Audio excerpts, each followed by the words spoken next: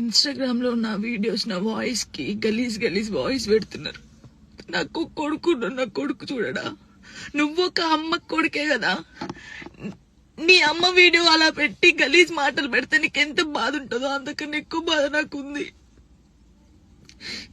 First time అనిపిస్తుంది నాకు చచ్చిపోవాలని, ఇవన్నిటికీ దూరంగా ఉండాలని, ఎక్కడికైనా వెళ్ళి చచ్చిపోవాలనిపిస్తుంది నాకు.